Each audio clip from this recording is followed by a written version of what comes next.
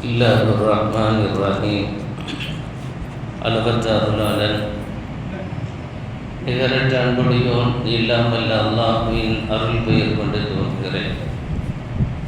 கருணையும் ஈடேற்றமும் நம் வாழ்வின் வழிகாட்டி கண்மணி முஹம்மது ரசூலுல்லாஹி ஸல்லல்லாஹு அலைஹி வஸல்லம் அன்னவர்கள் மீதும் அன்னவர்கள் தம் குடும்பத்தவர்கள் சஹாபாக்கள் தாபியீன்கள் தாபியீன்கள் வலிமார்கள் நாதாக்கள் நல்லோர்கள் குறிப்பாக தூயோன் அல்லாஹுவை துதிப்பதற்காக தூக்கத்தை ஓரங்கட்டிவிட்டு உளப்பூர்வமான அன்போடு இறை அருளை பெறுவதற்காக வருகை தந்திருக்கிற நம் யாவர்களின் மீதும் வல்ல ரப்புல் ஆலமீன் அவன் தன் மகத்தான பேரன்பையும் பேரருளையும் குறிப்பாக நோயற்ற வாழ்வையும் குறைவில்லா செல்வங்களையும் சந்தோஷங்களையும் சௌபாகியங்களையும் சௌந்தரியங்களையும் வல்ல ரப்புல் ஆலமீன் நீயே எங்கள் யாவருக்கும் வழங்கி அருள்பாலிப்பாயாக. அன்பு நிறைந்த அல்லாஹ்வின் நல்லடியார்களே, இமாமனா ஷாஃபி ரலியல்லாஹு அன்ஹு அவர்களிலிருந்தும் சிலர்கள் இமாம் ஷகீகி பல்கி அவர்களிலிருந்தும் கூறப்பட்டதாக ஒரு செய்தி இப்படி வருகிறது.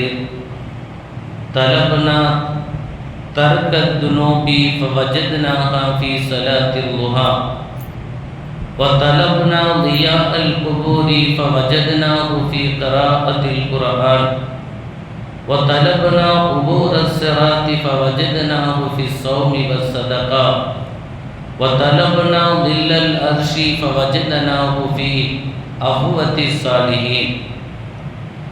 அதாவது பாவங்களை விட்டுவிடுவதற்கான வழியை தேடினோம்.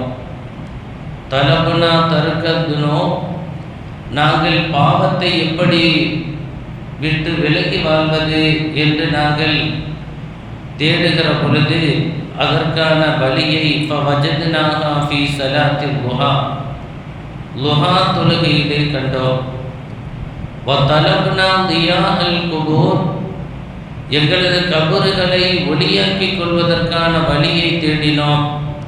ஃபவஜத்னாஹு ஃபீ கிராஅத்தில் குர்ஆன், அதை குர்ஆன் ஓதுவதில் கண்டுகொண்டோம். வதலப்னா உபூரஸ் ஸராத், ஸராத்துல் முஸ்தகீம் பாலத்தை கடக்கும் வழியை தேடினோம். ஃபவஜத்னாஹு ஃபி ஸௌமி வஸ்ஸதகா, அதை நோன்பு நோற்பதிலும் தான தர்மங்கள் செய்வதிலும் கண்டு கொண்டோம். வதலப்னா தில்லல் அர்ஷ், அர்ஷின் நிழலை எப்படி பெறுவது என்று அதற்கான வழியை தேடினோம். ஃபவஜத்னாஹு ஃபி உஹுவத்தி ஸாலிஹீன், நல்லவர்களது சகவாசத்தில் அதை நாங்கள் கண்டுகொண்டோம் என்று சாலிஹீனான அந்த அருளான நன்மக்கள் சொல்கிறார்கள். அன்பான பெருமக்களே, பாவத்தை விரட்டும் சஞ்சீவியாக தொழுகை இருக்கிறது என்று அல்லாஹ் சொல்கிறார். இன்ன ஸலாத்த தன்ஹா அனில் ஃபஹ்ஷாஇ வல் முன்கர், நிச்சயமாக தொழுகை மானக்கேடான தீய செயல்களை விட்டும் தடுக்கும் பாதுகாப்பு அரணாக இருக்கிறது என்று அல்லாஹ் சொல்கிறார்.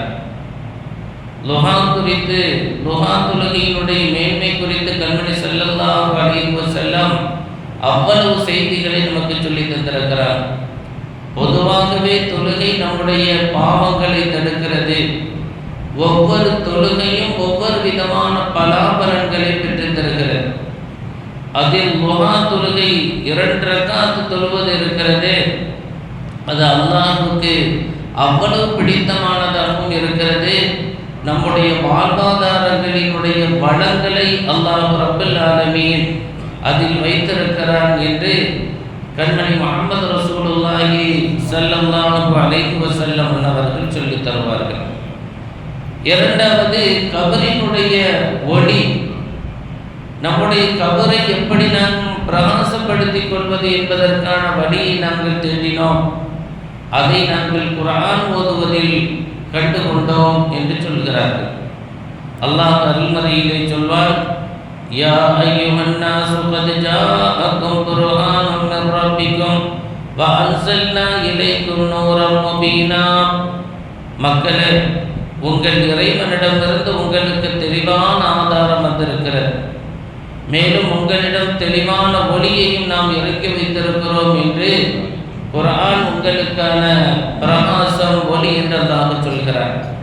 குர்ஆனை ஓதுவது வாழ்வில் நமக்கு எல்லா விதமான ஏற்றங்களையும் நலவுகளையும் தருகிறது என்பதை மாத்திரமல்ல, நம்முடைய மன்னரை ஒளிமிக்கதாக ஆக்குகிறது, மஹ்ஷரை வெற்றிக்குரியதாக ஷஃபாத் செய்யக்கூடியதாக குர்ஆன் வந்து நிற்கிறது. பெருமானார் சொல்வார்கள், இக்ரஉல் குர்ஆன் ஃபஇன்னஹு யஅதி யௌமல் கியாமத்தி ஷஃபீஅன் லிஅஸ்ஹாபிஹி. அதிகமாக குர்ஆனை ஓதுங்கள், உங்களது பிள்ளைகளுக்கு குர்ஆன் ஓதுவதற்கு கற்றுக் கொடுங்கள். உங்களுக்கு குர்ஆன் ஓத தெரியவில்லையா, அதற்காக முயற்சியை எடுங்கள்.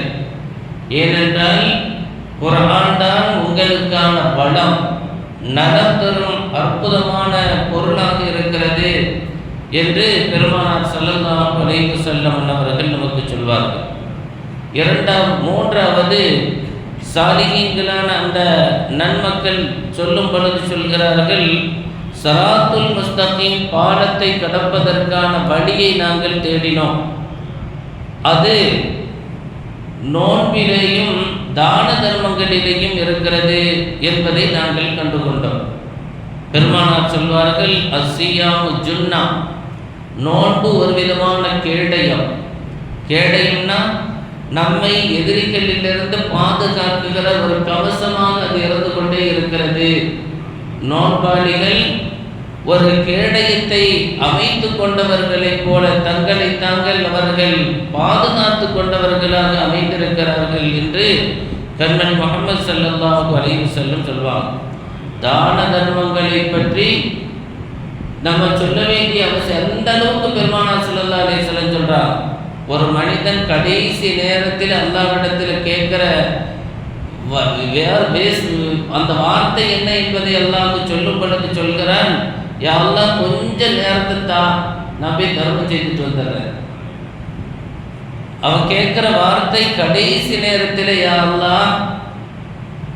அல்லாஹ் நீ எனக்கு கொஞ்சம் அவகாசம் தந்தால் நான் தர்மம் செய்துவிட்டு வந்து விடுகிறேன் என்றுதான் கேட்கிறார். எனவே தான் பெருமானார் சொன்னார்கள், இத்தகுன்னார் வலௌ பிஷிக்கி தம்ரா, நீங்கள் அரை பேரித்தம்பழத்தை கொடுத்தாவது நரக நெருப்பிலிருந்து உங்களை பாதுகாத்துக் கொள்ளுங்கள் சொன்னார். தர்மத்திற்கு அவ்வளவு பெரிய சிறப்பை அல்லாஹ் வைத்திருக்கிறான் என்று சொல்வார். நான்காவது அவர்கள் சொல்கிறார்கள், நான்காவதான அந்த அம்சத்திற்கான வழி அவர்கள், நாங்கள் அல்லாஹ்வினுடைய அர்ஷினுடைய நிழலை தேடினோம். அதில் எதில் கிடைக்கும் என்று நாங்கள் தேடுகிற பொழுது சாலிஹீன்களான நன்மக்களோடு இருக்கிற தொடர்பில் நாங்கள் கற்றுக்கொண்டோம்.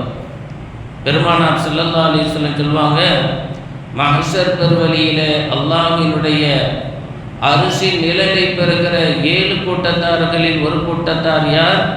ரஜுலானி தஹாபன் ஃபில்லா இஜ்தமஆ அலைஹி வ தஃபர்ரகா அலைஹி. அல்லாஹ்வுக்காகவே நேசம் கொள்கிறார்கள், அல்லாஹ்வுக்காகவே ஒன்று சேர்ந்திருக்கிறார்கள். அவர்கள் ஒரு பிரிவினை இவர்களுக்கு மத்தியிலே இருக்குமேயானால் அல்லாஹ்வினுடைய விஷயத்திலே தான் இருக்கும். தங்களுடைய சொந்த கருத்து விருப்பு வெறுப்புகள் அங்கே இருக்காது, அல்லாஹ்வுக்காக. இப்போ சாலிஹீன்களான அந்த நன்மக்களை நாம் நேசிப்பது நாளை அல்லாஹ்வினுடைய அருளை பெற்றுத் தருகிறது என்று ஏந்திலும் பெருமானார் ரசூல் அக்ரம் ஸல்லல்லாஹு அலைஹி வஸல்லம் அவர்கள் சொல்வார்கள். அன்பான பெருமக்களே, வரலாற்றிலே செய்து கொண்டு 3 நபர்கள் ஒரு பயணம் மேற்கொள்கிறார்கள். கடுமையான மழை புயலுடைய சூழல். அப்படியான அந்த சூழலில் அவர்கள் தப்பிப்பதற்கு வழி இல்லாமல் ஒரு பாறையில் ஒதுங்குகிறார்கள். பெருமானார் ஸல்லல்லாஹு அலைஹி வஸல்லம் இது பனி இஸ்ரவேலர்களில் நடந்த அந்த வரலாற்று செய்தியை சொன்னார்.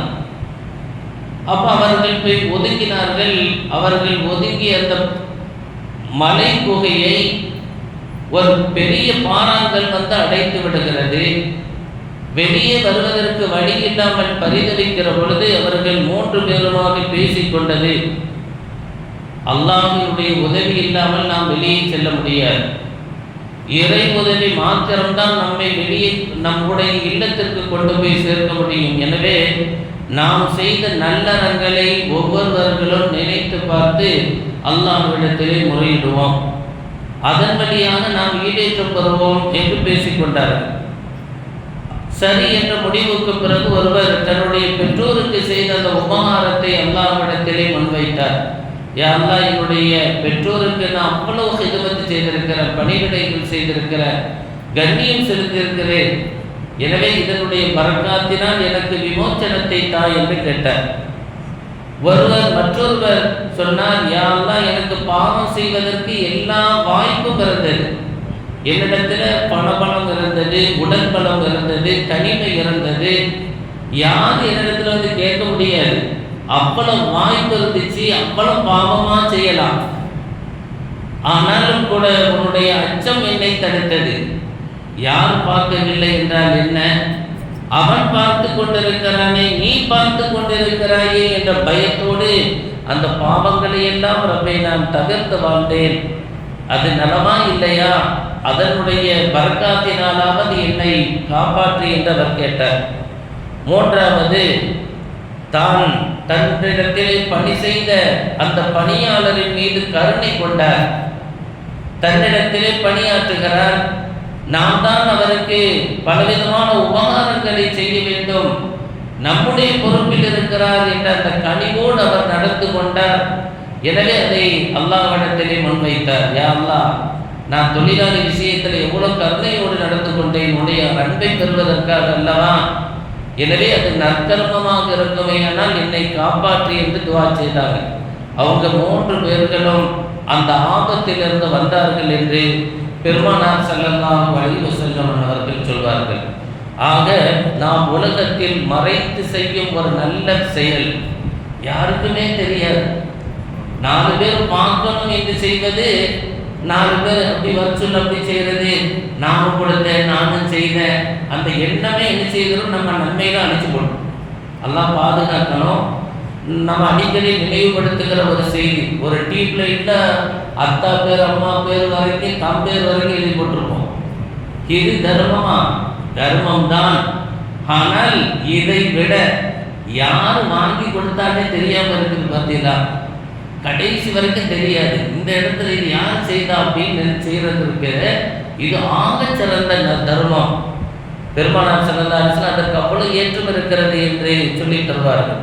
அப்போ உலகத்தில் நாம் மறைத்து ஒரு நபருக்கு செய்கிற உபகாரம் அல்லாஹ்க்கு மாத்திரம். நம்முடைய மனைவி மக்களுக்கு கூட பெருமானார் எந்த அளவுக்கு சொன்னாங்க, நீங்க கொடுக்கிற தர்மம் வலது கையால் இந்த சிப்பாக்குள்ள கையை விட்டா இடது கைக்கு தெரியக்கூடாதுட்டாங்க. அந்த அளவுக்கு செய்கிற தர்மம் அல்லாஹ்விடத்தில் அவ்வளவு பெரிய ஏற்றம். உன்னுடைய வாழ்க்கையினுடைய ஆபத்துகளை, முசீபத்துகளை, தங்கடங்களை விட்டும் காப்பாற்றி காவல் செய்யும் என்றார்கள். இதைத்தான் அருளான அந்த சாலிகீன்கள் நமக்கு சொல்லித் தருகிறார்கள். அன்பான பெருமக்களே, பாவத்தை விட்டுவிட ஒரே வழி தொழுகை. கபருக்கான ஒளி கிடைப்பதற்கான ஒரே வழி குர்ஆனை நாம் பற்றி பிடிப்பது. சிராத்துல் முஸ்தகீம் பாலத்தை கடந்தால்தான் நிதர்சனமான வெற்றி. அந்த வெற்றி கிடைப்பதற்கான ஒரே வாய்ப்பும் வலியும் நோன்பும் தர்மமுமாக இருக்கிறது. மறுமை நிழலில் மக்கள் எல்லாம் பரிதவிக்கும் அந்த நாளில் நாயன் அல்லாஹ்வினுடைய அரிசின் நிழல் கிடைக்கும் பாக்கியம் பெற்றவர்கள் யார் என்றால் நன்மக்களை, சாலிகீன்களை நேசிப்பவர்கள். அல்லாஹ் அந்த பாக்கியத்தை நம் அனைவர்களுக்கும் நசீபாக்கி அருள்பாலிப்பானாக. அன்பான பெருமக்களே, வெற்றி என்பது எல்லா துறைகளிலும் நமக்கான வெற்றி என்பது அது ஒரு சஜதாவில் இருக்கிறது, அது ஒரு குர்ஆனினுடைய பக்கத்தை ஓதுவதில் இருக்கிறது, நோன்பில் இருக்கிறது, ஏழை எளியோர்களின் கண்ணீரை துடைப்பதில் இருக்கிறது. ரப்புல் ஆலமீன் யா அல்லாஹ், இப்படியான நன்மக்களாக எங்களை வாழ்வாங்கு வாழச் செய்த அருள்பாலிப்பாயாக. நோய் நொடிகளில் இருந்து எங்களை பாதுகாத்த அருள்பாலிப்பாயாக.